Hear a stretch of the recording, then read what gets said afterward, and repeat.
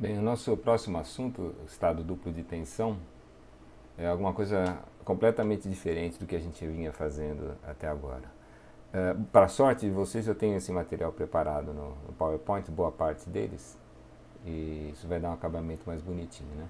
O problema aqui é o seguinte: se vocês pensarem bem, desde que a gente começou o curso de R1, sempre a gente calculou as tensões no plano da seção transversal, né? Fizemos isso na tração simples, fizemos isso na flexão, fizemos isso na torção. Quem é que me garante que a tensão normal, por exemplo, num certo ponto, segundo o plano da seção transversal, seja a maior tensão normal nesse ponto, dentre os infinitos planos que passam por esse ponto? Quer dizer, quem é que diz que esse plano é o plano crítico? Vamos entender o que eu estou querendo dizer com isso. Olha, eu tenho aqui um ponto qualquer de uma estrutura. Vamos imaginar que eu faço um corte segundo um plano transversal, o plano da seção transversal, passando por esse ponto. E segundo esse corte, eu calculo as tensões no ponto P e o resultado dá essa tensão normal e essa tensão de cisalhamento. A gente não costuma fazer isso, mas eu vou chamar a atenção aqui para um ponto importante. Se eu fizer a soma vetorial desses dois, dá o vetor tensão em P segundo esse plano transversal. Esse vetor eu estou chamando de ρ. Se eu fizesse passar pelo mesmo ponto P um plano inclinado, diferente do plano da seção transversal, e fizesse uma análise do efeito de um lado sobre o outro, eu ia constatar que nesse mesmo ponto P, a tensão normal sigma' é diferente da tensão anterior e a tensão de cisalhamento tal' é diferente da tensão anterior. Mas isso não acontece porque um mesmo vetor tensão ρ vai ser decomposto segundo duas outras direções. Se eu fizer a soma vetorial dessas duas tensões aqui, vai dar um vetor ρ' que é diferente daquele.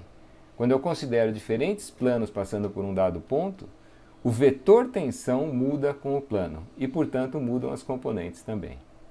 Então, o estudo que nos interessa agora é conhecer as tensões segundo os infinitos planos que passam por um determinado ponto. Como é que nós vamos fazer isso?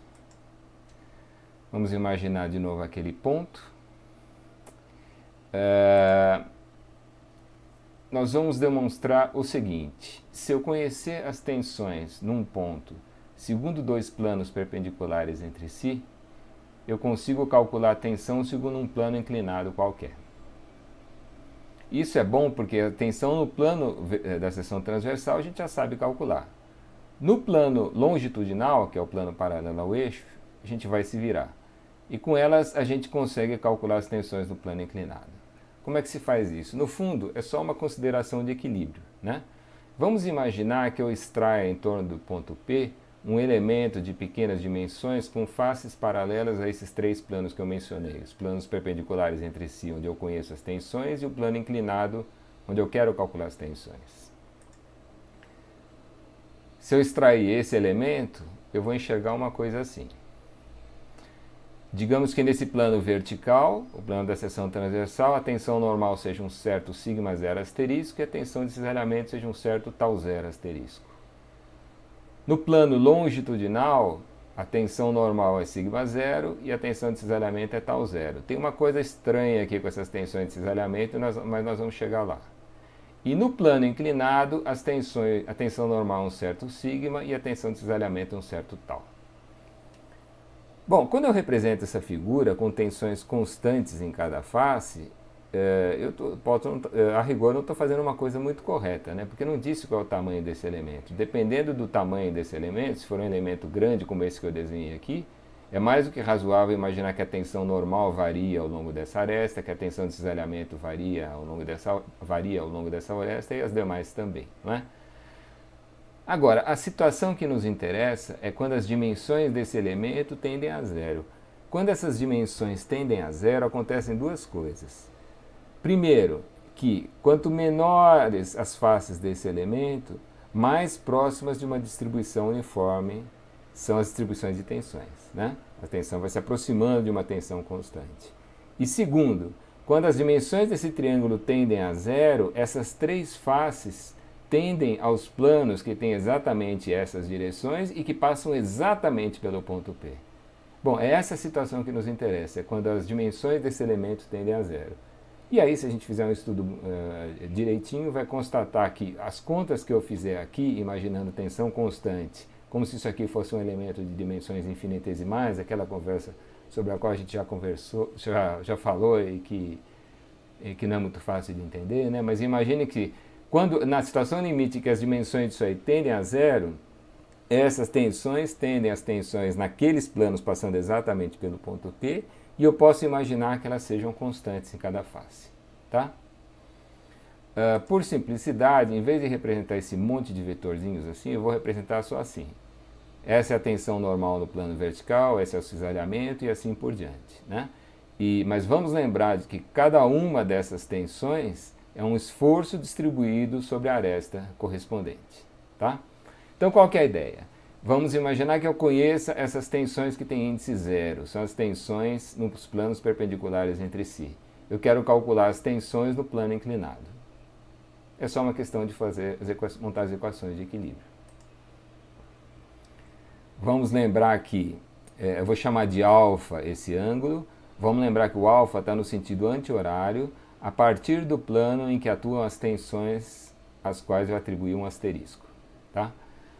Esse ângulo alfa define o plano inclinado que passa exatamente pelo ponto P. Eu vou chamar de ds o comprimento dessa hipotenusa e, portanto, seguem os outros comprimentos ds cosseno e ds seno. Eu vou montar o equilíbrio desse negócio. Nessa figura, eu já representei as resultantes das tensões em cada face. Então, vocês se lembram que nessa face aqui a tensão normal era σ0 asterisco, né? Se eu multiplicar σ0 asterisco por esse comprimento, vai dar essa resultante. Aqui era tal zero asterisco. Se eu multiplicar por esse comprimento, vai dar a resultante correspondente e assim por diante. Nessa face é multiplicar por ds seno e nessa face é só multiplicar por ds. Uma observação importante. Quando eu faço essa conta e digo que essa é uma resultante, vejam, tal zero aqui tem dimensão de tensão, tal zero asterisco. Se eu multiplicar por ds, que é um comprimento, ainda não dá uma força, dá uma força por unidade de comprimento. É porque, a rigor, isso que nós estamos falando aqui agora, estado duplo de tensão, se aplica a uma situação muito particular. É de um sólido de pequena espessura, que a gente possa confundir com uma região de um plano, e que esteja submetido a carregamento contido nesse plano. Né? Nessa situação, a gente pode tratar o problema como se ele fosse bidimensional, do jeito que está aqui. Mais adiante a gente vai ver o caso tridimensional, que é mais complicado. Tá? Então aqui para nós os problemas são bidimensionais. Vocês podem imaginar que esse triângulo inteirinho tem uma espessura T constante. Então cada uma dessas parcelas aqui, a rigor eu teria que multiplicar pela mesma espessura T para dar uma força. Né? Mas na hora que eu fizer as equações de equilíbrio, essa espessura T vai cancelar dos dois lados. Então vamos esquecer essa espessura. Tá? Bom, equações de equilíbrio. Primeira condição de equilíbrio. Vamos montar o equilíbrio de momentos em relação a esse ponto C aqui. Se essas tensões são uniformemente distribuídas, eu tenho o direito de, na hora de montar as equações de equilíbrio, de substituir cada uma delas pela resultante aplicada no centro de gravidade da distribuição, não é isso? E se a distribuição é uniforme, o centro de gravidade está no meio de cada uma dessas arestas, tá? Nessas condições, quem seriam as forças que dariam momento em relação a esse ponto C? Agora vamos pensar nessas forças. As forças correspondentes às tensões normais, todas têm linha de ação passando pelo ponto C, estão vendo? Essa aqui e essa aqui também. Das forças correspondentes à tensão de cisalhamento, essa vai dar momento. E essa aqui também.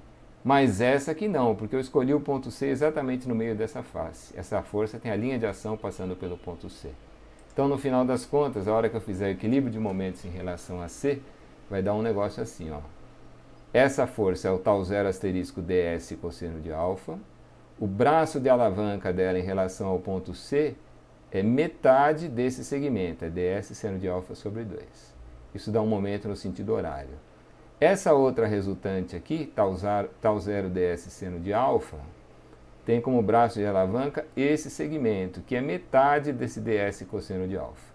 Tá? Veja que os dois momentos estão no mesmo sentido. Eles vão se somar e essa soma tem que dar zero. Daí vem o resultado que a gente já viu antes. tudo isso cancela, o ds seno cosseno sobre 2, ds ao quadrado, seno cosseno sobre 2, né? Cancela tudo, e a gente chega à conclusão que tal zero asterisco tem que ser menos tal zero, tá? Então, aproveitando essa figura, mas pensando nas tensões, não é possível essas tensões terem o sentido que está aqui indicado. Uma delas vai ter que trocar de sentido, né? Elas vão ser iguais em módulo, as tensões, não as resultantes. E ou as duas vão estar chegando nesse ponto comum, nessa aresta comum, os dois planos perpendiculares entre si, ou as duas vão estar se afastando, como essa aqui, tá? Esse é um resultado que a gente já conhecia, a gente já usou isso no cisalhamento, na flexão, e já usou isso também na torção, tá? Então, o equilíbrio de momentos leva a algo que a gente já sabia, que as tensões de cisalhamento têm que respeitar aquela coisa que a gente chama de reciprocidade. Segunda equação de equilíbrio, vamos montar o equilíbrio de forças na direção de sigma. Eu poderia fazer equilíbrio na vertical e na horizontal, mas aí as equações vão ficar mais complicadas. É mais fácil a gente somar as forças nessa direção e nessa outra. Bom, eu não vou ficar entrando em detalhes, depois vocês podem olhar isso, mas o que daria o equilíbrio de forças na direção de sigma? Bom, quem que vai dar? Vai ter esse sigma vezes ds, vai ser a única que vai ter componente... Não, essa, vamos fazer assim, ó, sigma vezes ds vai ser... as forças verticais, que são essas duas, estão representadas aqui dentro do parênteses, para decompor nessa direção, fazer isso aqui, eu vou ter que multiplicar pelo seno deste ângulo, que é o alfa, não é? Então vai aparecer essa mais essa vezes o seno de alfa. E a componente vai ser no sentido contrário a essa, por isso que está do outro lado da igualdade. Já as forças horizontais, para decompor naquela direção, eu não tenho como desenhar aqui, mas eu teria que considerar esse triângulo, né? Eu teria que multiplicar pelo cosseno desse ângulo, e o cosseno esse ângulo aqui é igual ao alfa, tá? Então vai ser essa, qual que era mesmo? Essa vezes o cosseno, e essa outra aqui vezes o cosseno. Só que essa outra vai ter uma componente no mesmo sentido de sigma, por isso esse sinal de menos aqui do lado de cá, tá? Depois vocês dão uma olhada nisso aqui com calma, mas essa é a equação de equilíbrio de forças na direção de sigma.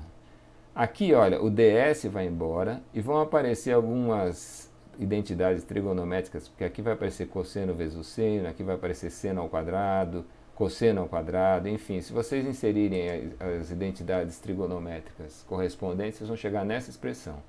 É sigma como função de tal zero asterisco, sigma zero e tal zero, tá? Aqui eu já estou usando o fato de que tal zero asterisco é menos tal zero, que vem da equação de um momento. Aí eu consigo escrever tudo em função de sigma zero asterisco, tal zero e alfa, né? Essa equação dá a tensão normal em qualquer plano que forme o ângulo alfa com o plano da seção transversal, que era esse plano vertical. Tá certo? Bom, a outra equação de equilíbrio é semelhante, é o equilíbrio de forças na direção tal, né? Aí quem que vai dar? Isso aqui não tem componente nessa direção e todas as outras têm. Agora, as componentes verticais, eu vou ter que multiplicar pelo cosseno de alfa para gerar a componente na direção de tal. E as horizontais, eu vou ter que multiplicar pelo seno de alfa para projetar naquela direção, né? O resultado é isso que está aqui. E se vocês usarem as identidades trigonométricas, vão chegar a essa relação.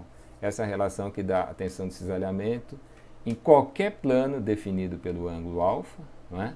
Conhecidas as tensões em dois planos perpendiculares entre si.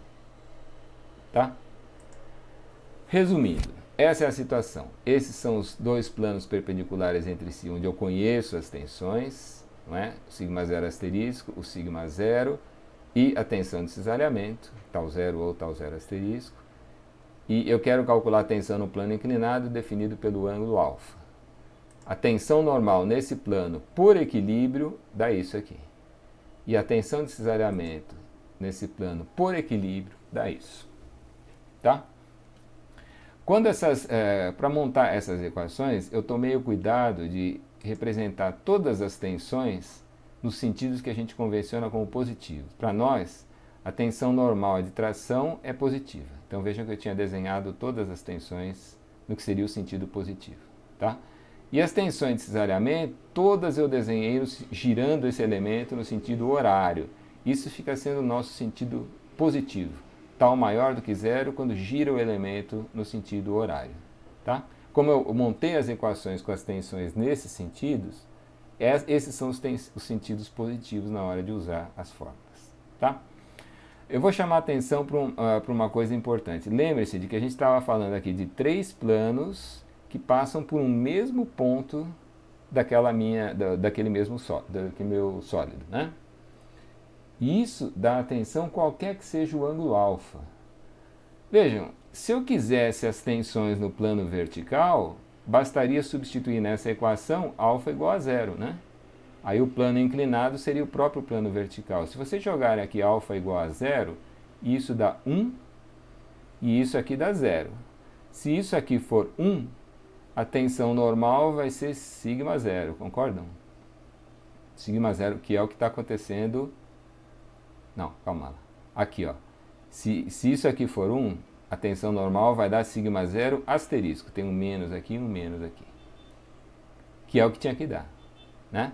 E para alfa igual a zero, se vocês substituírem aqui, a tensão de cisalhamento vai dar menos tal zero.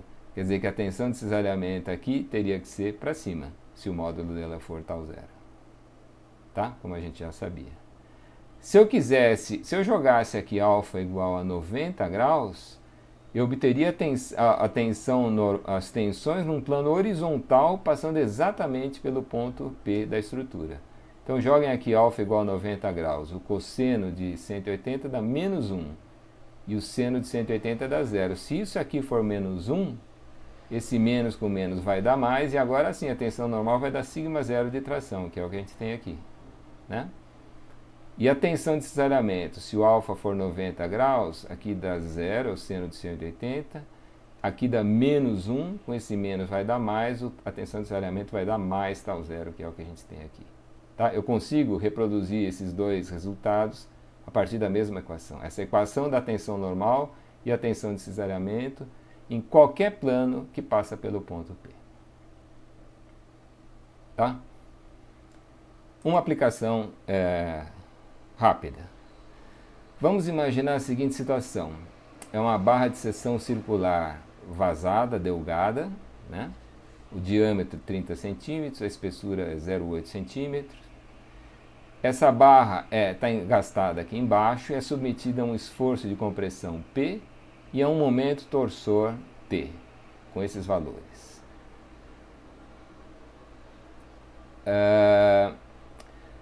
Essa barra na verdade, construída assim. A gente pega uma lâmina de espessura T, corta uma fatia dessa lâmina e enrola desse jeito aqui. E depois solda as emendas, tá certo? De modo que, num ponto qualquer, essa solda forma um ângulo de 20 graus com o plano transversal. Bom, é meu interesse conhecer as tensões num ponto qualquer no plano da solda. Né? Eu quero conhecer nesse plano inclinado quem é a tensão normal e quem é a tensão de cisalhamento. Tá? Bom, agora voltemos à triste realidade dessa mesa digitalizadora. É essa situação aqui. Que tristeza, né? Então aqui tem uma força P e uma tensão, um momento torsor T. Eu vou considerar um ponto qualquer dessa barra. E o que a gente sabe, hein? Segundo o plano da seção transversal, uma força normal P de compressão dá uma distribuição uniforme de tensões. E a tensão normal sigma de compressão, a gente sabe calcular, né? No caso da compressão simples, a tensão normal em módulo, é a força normal P dividido pela área da seção transversal. Né? Isso aqui vai dar P dividido por... A área da seção transversal, quando é uma seção delgada, a gente pode dizer que é o perímetro vezes a espessura. Né? Então é π vezes o diâmetro, imaginando que esse diâmetro seja o diâmetro até a metade da espessura, vezes a espessura T. Tá? Se você... Pronto. Se vocês fizerem essa conta,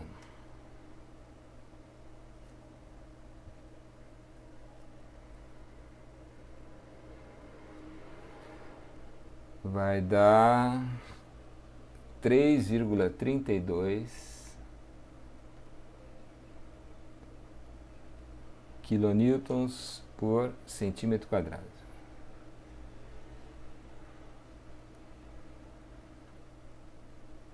Tá? Essa é a tensão normal. Tensão de cisalhamento é o efeito da torção. A torção, eu não vou nem me arriscar a fazer a figura, mas você se lembra, se eu tiver um momento torsor T aqui num perfil delgado, as tensões de cisalhamento vão acompanhando assim o perfil, são constantes na espessura, né? De modo que nesse ponto a tensão de cisalhamento vai ter esse sentido.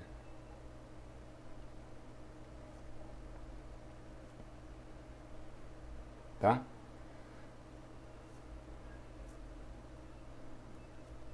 Como é que a gente calcula? A tensão de cisalhamento em perfil delgado é o momento torsor dividido por 2 vezes a área média vezes a espessura. Lembram disso? Isso aqui é T dividido por... O que é a área média? A área média não é a área da seção transversal. A área da seção transversal é aquilo que está ali em cima. É o perímetro vezes a espessura. A área média é assim. A gente considera uma linha na metade da espessura aqui. Essa linha define uma área fechada, que é um círculo, e considera a área desse círculo, né? Então seria π vezes o diâmetro ao quadrado sobre 4, vezes a espessura T. E aí, se vocês fizerem essa conta, essa tensão vai dar 1,06. 1,06 kilonewtons por centímetro quadrado. Tá? Bom, onde é que está aquele triangulinho, então, nesse caso? Aquele triangulinho que onde a gente representa as tensões. Eu poderia representar esse triangulinho assim, ó. Uma face desse triangulinho é essa. É o plano da seção transversal. A outra face é um plano longitudinal, sobre o qual nós já vamos conversar. E a terceira face é o plano inclinado, é o plano que forma o ângulo de 20 graus com a horizontal, né? Nesse triangulinho, vamos representar as tensões aqui.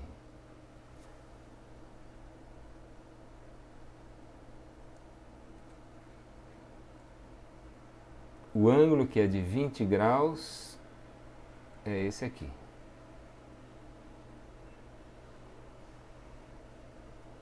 Tá? As tensões que nós acabamos de calcular são 3,32 de compressão nessa face. As unidades são aquelas que estão lá. E a tensão de cisalhamento vai ser 1,06. 1,06 com esse sentido.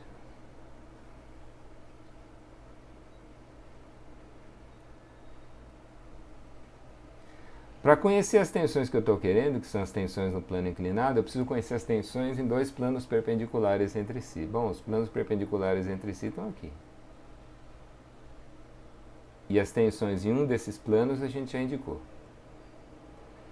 Faltam as tensões nesse plano. Esse aqui é sempre para nós um plano problemático. É o plano longitudinal, o plano paralelo ao eixo da barra. É parcialmente problemático, pelo seguinte, vejam, a tensão de cisalhamento a gente já sabe quanto vale, ela se repete aqui nesse plano. Se ela se afasta da aresta comum aos dois planos, que é essa aqui, por um dos planos, ela se afasta pelo outro também. Então esse 1,6 eu nem vou escrever de novo, ele se aplica a essas duas tensões, tá? O que fica faltando aqui, e isso nós vamos conversar sobre isso mais para frente, é essa tensão. a tensão normal segundo um plano longitudinal. Olha, nesse caso aqui é meio complicado falar, justificar esse resultado, mas vamos só entender que tipo de tensão é essa, do que nós estamos falando aqui. Esse tipo de tensão apareceria assim, se eu fizesse um corte,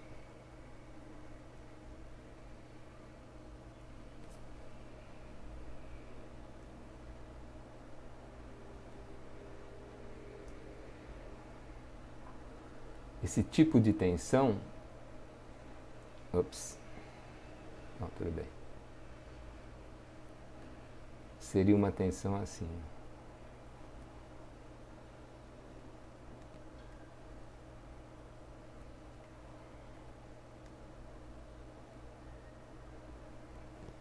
Que apareceria aqui, por uma questão de simetria apareceria do lado, ali também apareceria aqui por uma questão de equilíbrio com sentido trocado.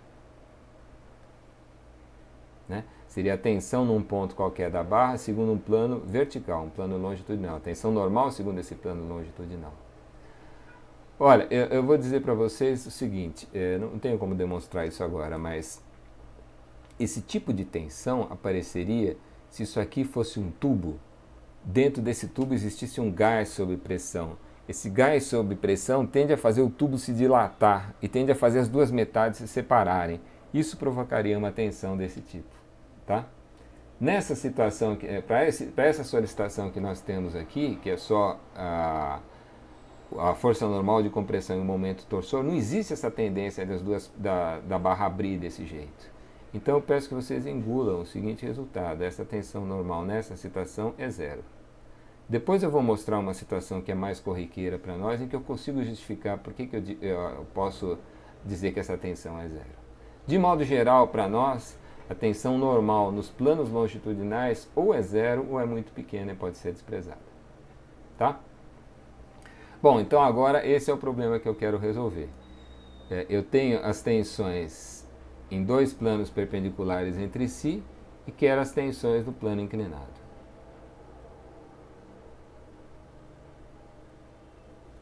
Esses seriam os sentidos positivos dela, de sigma e de tal. Né?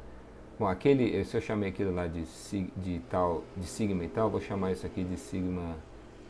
Não, não chama de nada. Fica sendo o sigma e tal que eu estou querendo calcular. Como é que a gente faz agora? Eu vou voltar aqui aquele slide.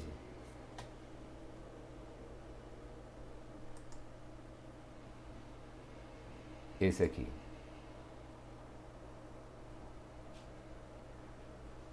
Para calcular essas tensões, eu preciso definir quem é a tensão com asterisco e quem é a tensão sem asterisco. O ângulo alfa tem que ser contado no sentido horário a partir do plano em que atuam as tensões com asterisco. Né? Então, como é que ficaria nesse caso?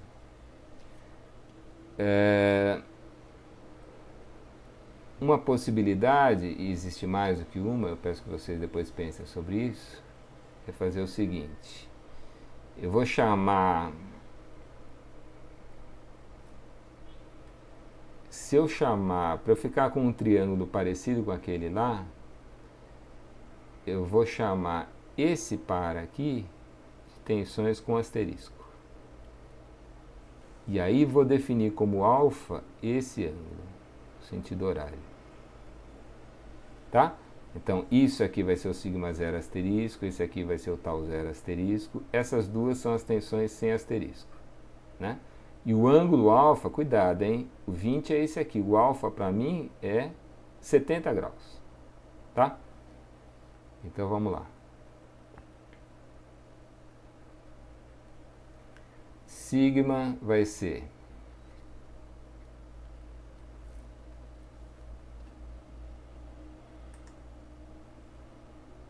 sigma zero mais sigma zero asterisco dividido por 2. Sigma zero mais sigma zero asterisco dividido por 2 vai ser...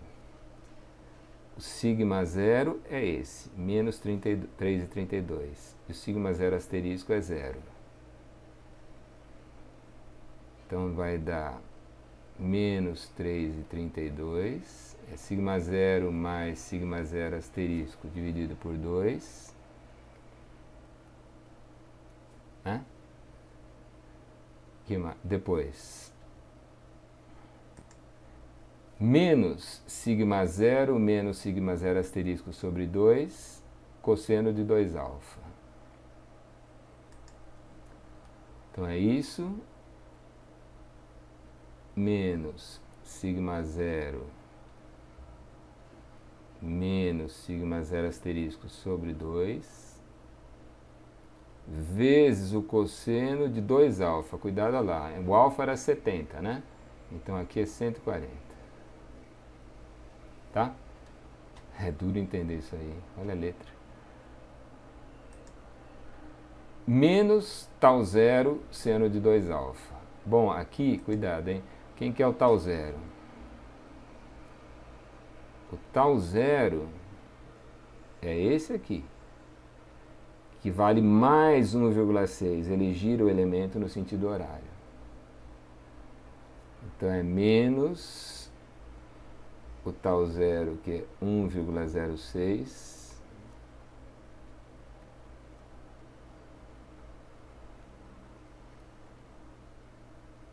vezes o seno de 2 alfa.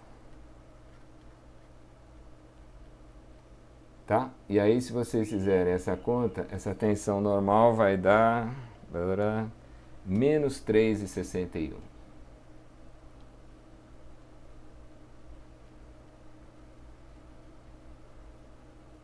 Essa é a tensão normal no plano inclinado.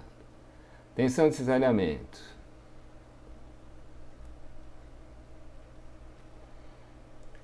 Tensão de cisalhamento vale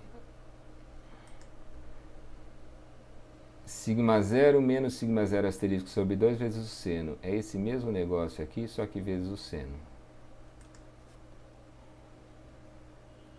Então vai dar menos 3,32 menos 0 dividido por 2 vezes o seno de 140 graus.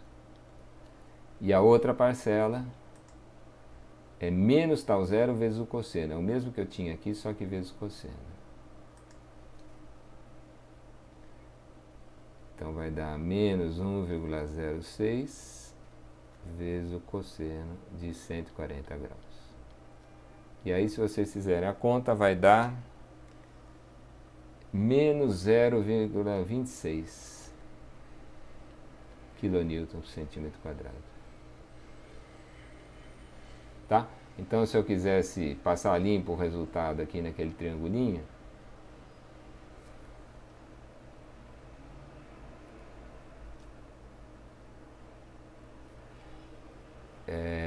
o que nós acabamos de calcular é que a tensão normal, né, aqui é de compressão negativa, 3,61, e a tensão de cisalhamento é negativa também. Negativo significa que gira o elemento no sentido anti-horário, né?